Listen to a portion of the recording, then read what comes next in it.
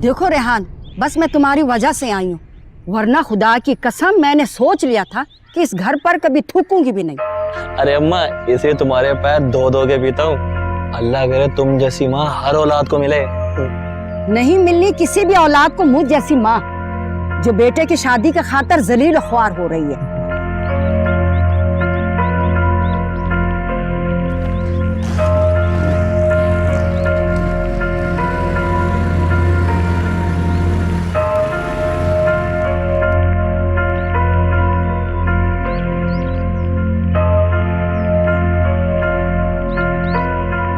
अरे खड़े खड़े मुंह क्या देख रहा है? जाओ अंदर जाके बताता क्यों नहीं है कि शहदा बेगम आई है?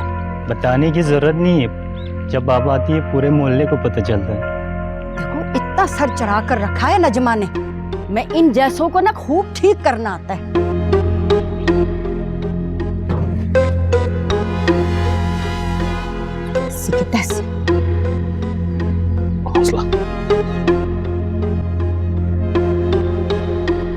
किधर है मेरी माँ? कहाँ छुपा के रखा तुमने उन्हें? आप प्लीज बैठकर बात करें, मैं आपको इस सिलसिले में कॉल करने ही वाला था। मेरी बात का सीधा सीधा जवाब दो, कहाँ पे मेरी माँ? वो यही है, मेरे पास। तुम्हारी हिम्मत कैसे हुई मेरी माँ को अगवा करके यहाँ पर लाने की? मैं अभी पुलिस को कॉल करता हूँ।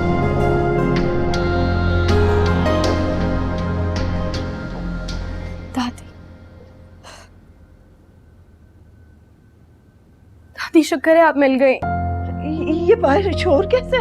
नबील चाचू आजिद का दिमाग दुरुस्त कर रहे हैं। उसकी हिम्मत कैसे हुई आपको यहाँ लाने की? नबील, नबील फौरन यहाँ आओ। सच नजमा, मैं तुम्हारी मोहब्बत में चली आई हूँ, वरना तो अरसल ने तो उस दिन मेरी वो बेइज्जती की है कि मैं क्या बताऊं। ओहो शाहिदा बाजी, उसकी तरफ से मैं आपसे माफी मांगती हूँ। उन दिनों उसकी ऑफिस में कुछ परेशानियां चल रही थी, वो तो खुद आपको सॉरी कहना चाहता है। चलो कोई बात नहीं, जब वो आएगा ना तो मैं इसे गले लगा लूंगी। ये हुई ना बात। शाहिदा बाजी, जिंदगी का कोई भरोसा तो नहीं है ना।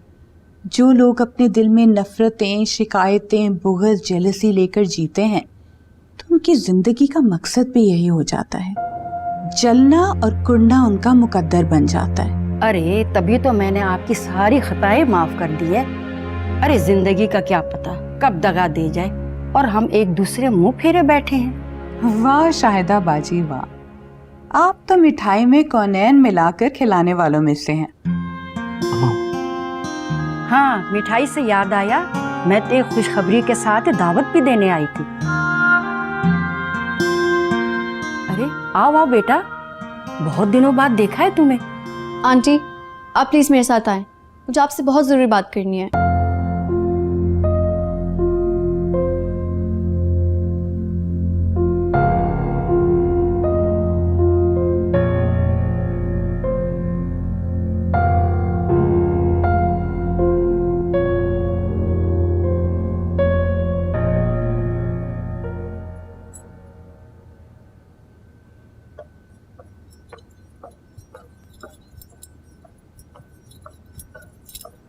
तुम भी हद करती हो शिजा।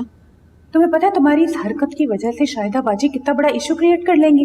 तो करती रहे, मेरी जिंदगी तो पहले ही एक ना खत्म होने वाला अफसाना बनकर रह गई है। शिजा, सब ठीक तो है ना? कुछ ठीक नहीं है आंटी, प्लीज मैं अपनी अम्मी के पास जाना चाहती हूँ अभी और इसी वक्त। ये क्या कह रही हो तुम? मैं मजीद मिशेल की बातें बर्दाश्त नहीं कर सकती। इससे तो बेहतर है कि हम अपना रास्ता अलग कर लें। तो मिशेल से अपना रास्ता अलग कर लो, लेकिन अरसल और उसके घर को छोड़ के जाने की क्या वजह है? आंटी मैं उन दोनों से अपना ताल्लुक खत्म कर देना चाहती हूँ और ये मेरा आखिरी फैसला है। लेकिन तुम ये क्यों भूल रही हो कि फिर मिशेल भी इस घर में नहीं रहेगी और ये अरसल का आखिरी फैसला है। तो ये फिर मिशेल का मसला है, मैंने उसकी खुशियों का ठेका नहीं उठा रखा।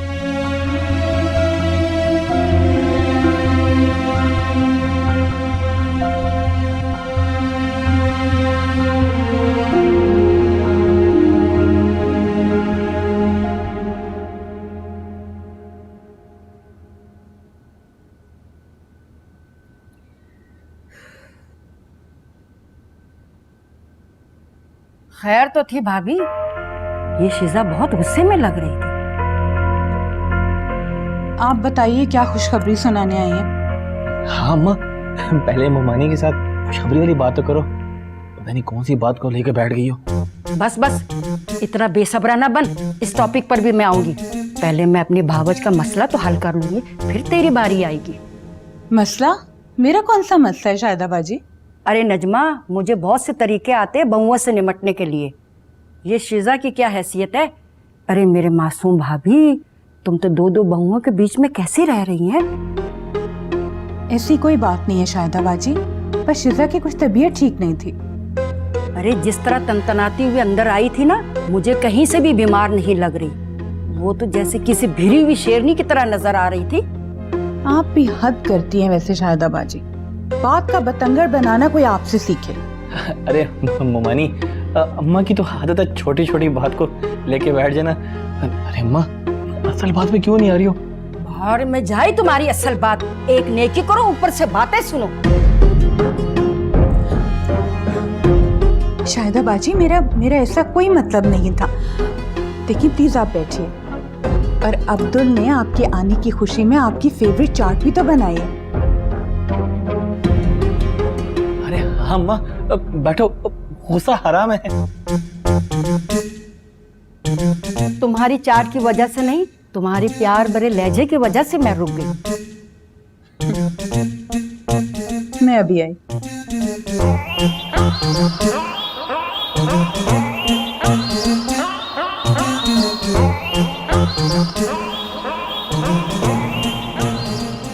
माँ आप नहीं जानती कि पिछले दिनों में किस ज़हनी अजियत से गुजरा हूं, और इस खबीस को मैं छोड़ूंगा नहीं। नबील, तुमने कितनी ज्यादती की इस बच्चे के साथ। अगर मुझसे पूछ तो लिया होता कि असल मामला क्या है। सारा मामला तो आपके सामने ही है अम्मा, इसमें पूछने की क्या बात है? कभी कभी आंखों का देखा, कानों का सुना धोखा दे जाता है। बगैर किसी तहकीक किए किसी इंसान को मुजरिम कहने वाला खुद खुदा की नजर में मुजरिम होता है।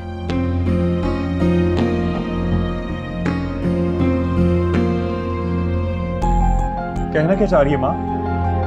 आसिर बेचारे को तो खुद मेरे बारे में कुछ पता नहीं था। मुझसे उन्होंने मेरा फोन भी ले लिया। मेरा आसिर और हुस्ना से कोई राब्ता नहीं था।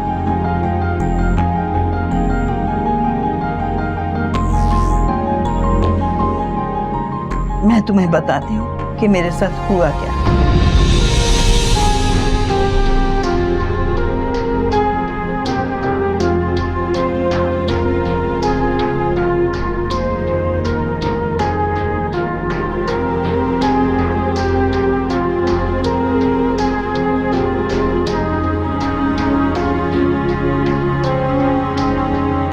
तो ठीक है माँ, इसे मैं 5 लाख रुपए दे दूंगा, लेकिन मुझे सदमा इस बात का है कि कनाडा ना जाने के लिए आपने हम लोगों को इतनी ज़हनी अजियत में मुब्तला रखा।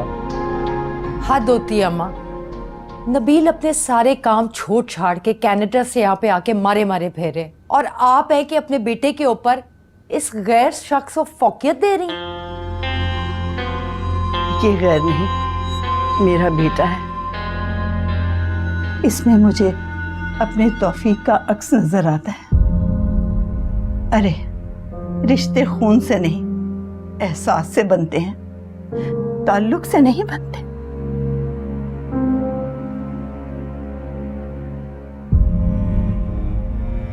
यानी आपकी नजर में मेरी कोई अहमियत नहीं है? क्या मैं आपकी मोहब्बत का मुस्तहिक नहीं हूं? नहीं बेटा, नबील तुम मेरी जान। तुम्हारे इंतजार में मैं जिस कर्ब और अजियत से गुजरी हूं और जितने आंसू मैंने बहाए, अगर मैं उन आंसुओं का हिसाब मांगू ना, तो तुम सारी दौलत देकर भी उन आंसुओं का हिसाब नहीं चुका सकते। और ना मैंने कभी कोई ऐसा ताना दिया। अम्मा, वो मेरी मजबूरियां थीं। कभी बच्चों की पढ़ाई, कभी बिजनेस के मामले, कभी बीवी की बीमारी। इन सबको तुमने अपनी माँ पे फौकियत दी। मेरी तड़प मेरी अजियत को महसूस करने का वक्त ही नहीं था तुम्हारे पास नबील। तुमने इस खौफ को कभी महसूस नहीं किया जो मुझे तुम्हारे साथ जाने से रोकता है। ठीक है दादी, आप बेशक कनाडा ना जाएं, लेकिन आप हरगिज यहाँ भी नहीं रह सकती।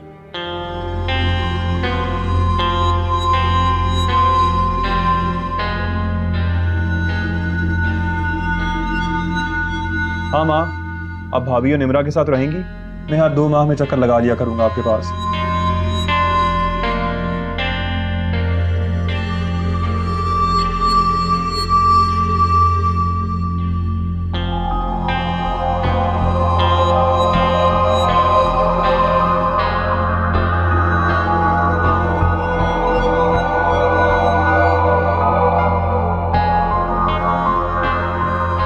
ठीक है, तुम मुझे कल आकर ले जाना। आज़िम ने मुझे बहुत मुश्किल से ढूंढा है। अचानक इस तरह मैं तुम्हारे साथ चली जाऊंगी तो उससे अच्छा नहीं लगेगा। मैंने कहा ना माँ, इसे मैं 5 लाख इनाम दे दूंगा। अब बस मेरे साथ चलें। अरे आपके नजदीक होंगे 5 लाख अपनी माँ से बढ़कर। मेरे लिए मेरी दादी के सामने ये 5 कंकर की हैसियत नहीं रखते। अरे आप मेरी जिंदगी की सबसे बड़ी खुशी, मेरी माँ को मुझसे छीन के ले जा रहे हैं। ये तुम्हारी नहीं नबील की माँ है, और तुम किस हैसियत से इनसे अपना मुकाबला कर रहे हो? मैं इनके दिल में झांक कर जो दर्द महसूस कर सकता हूँ, नबील चाचू, वो आप कभी नहीं कर सकते।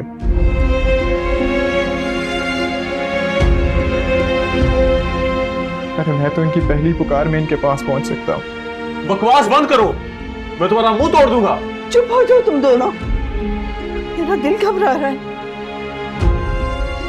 चले माँ, अब मैं 1 मिनट भी यहाँ पर आपको रुकने नहीं दूंगा।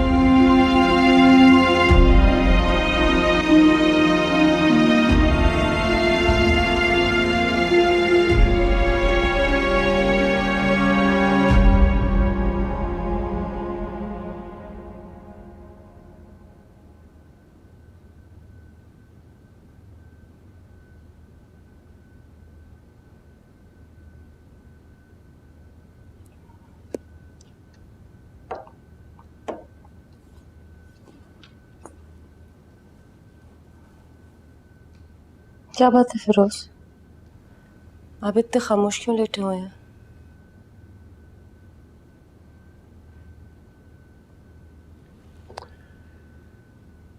आसमा,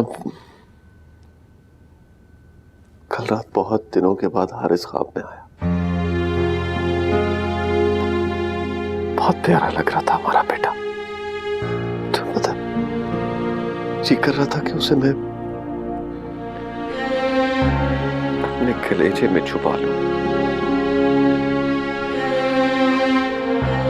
इसीलिए सुबह सुबह कब्रिस्तान चला गया, तुम्हें साथ नहीं लेकर गया, इस वजह से कि हर बार तुम दिल बर्दाश्त हो जाती हो। मैं तो सिर्फ बर्दाश्त ही खोती हूँ ना, तो अपनी जिंदगी खो बैठा।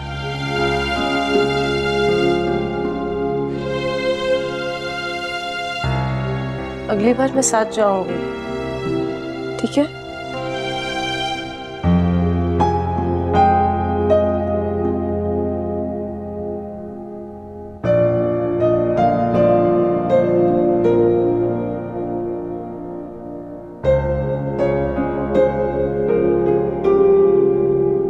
बाजी, आपको बेगम साहिबा बुला रहे। शाहिदा फुप्पो आए। ठीक है, उनको बोलो मैं आ रही हूँ। तो शाहिदा फुप्पो आ जाती है रोज रोज।